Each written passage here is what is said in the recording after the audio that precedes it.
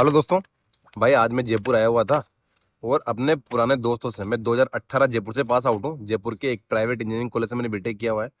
और आज मतलब बहुत सालों बाद अपने जो पुराने दोस्त हैं ना कॉलेज के, उनसे मिलना हुआ भाई साहब। और एक चीज़ वाकई में समझ में आई कि क्यों हमें गवर्नमेंट जॉब के पीछे जिद नहीं करनी चाहिए। क्या यार जिद लेके बैठ जाए, एक ईगो पे लेके बैठ जाए, क्या मुझे जॉब निकालनी है, चाहे एक अटेम्प्ट लगे चाहे 10 अटेम्प्ट लगे, ठीक है। ये चीज़ माइंड में क्यों नहीं रखनी चाहिए, समझ में आई। भाई मेरा एक दोस्त है, 2018 में मेरे साथ ही पास आउट हुआ, ठीक है। बीटेक किया हुआ हूँ मैं, तो वही बीटेक से इलेक्ट्रिकल ब्रांच से पास आउट, ठीक है।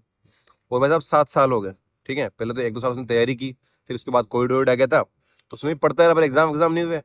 उसके बाद भी पढ़ता रहा भाई साहब, लगभग 7 साल होने वाले हैं, ठीक है। 2025 में जैसे अभी शायद मई आएगा, मई जून आएगा, तो हमें पास आउट हुए लगभग 7 साल हो जाएंगे।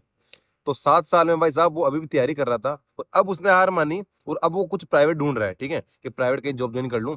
और इलेक्ट्रिकल में तो कोई कंपनी तो जॉब देगी नहीं, क्योंकि 7 साल में क्या कर रहा था पूछेंगे लोग उससे। तो वो कोई मतलब कोई कुछ कोर्स वगैरह करके और आईटी कंपनी कोई कुछ ज्वाइन करेगा वो, तो थोड़ा बहुत उसका पैकेज मिल जाएगा, जॉब शुरू हो जाएगी, ठीक है। 7 साल भाई साहब उसने खराब कर दिए। तो जिद पे लेके बैठा रहा कि यार मुझे तैयारी करनी है, तैयारी करनी है, तैयारी करनी है, ठीक है। और अब क्या है उसके हाथ में, 7 साल जिंदगी के बीत चुके हैं। एक भाई और भी था जिसने 2 साल तैयारी की उस टाइम मेरे साथ में, ठीक है। तो शायद मेरा तो हो ही गया था अटेम्प्ट सिलेक्शन, ठीक है। उसका नहीं हुआ था, तो उस भाई ने फिर हाथ वाथ 2 साल हुआ ना, कोविड आया। कोविड के जस्ट बाद उसने कुछ मतलब कुछ सर्टिफिकेट कोर्स वगैरह करके और आईटी कंपनी में जयपुर में जॉब ज्वाइन कर ली, ठीक है। जयपुर में ही जॉब ज्वाइन कर ली। और उस टाइम उसने 15-20 हजार से काम शुरू किया था जयपुर में, ठीक है।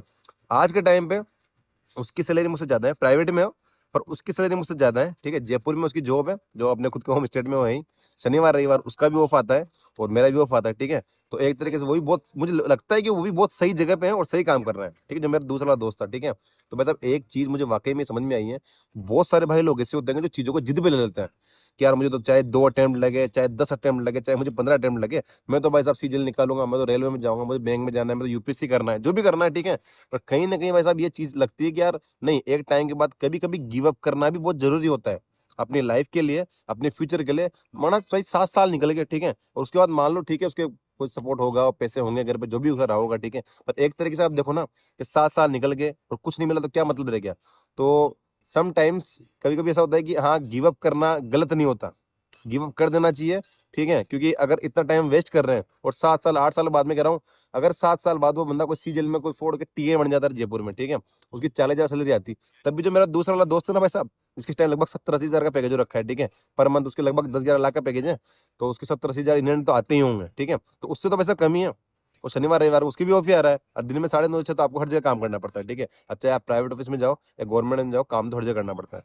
तो बस अब ये चीज वाकई में समझ में आई है कि कभी कभी गिव अप करना सही होता है।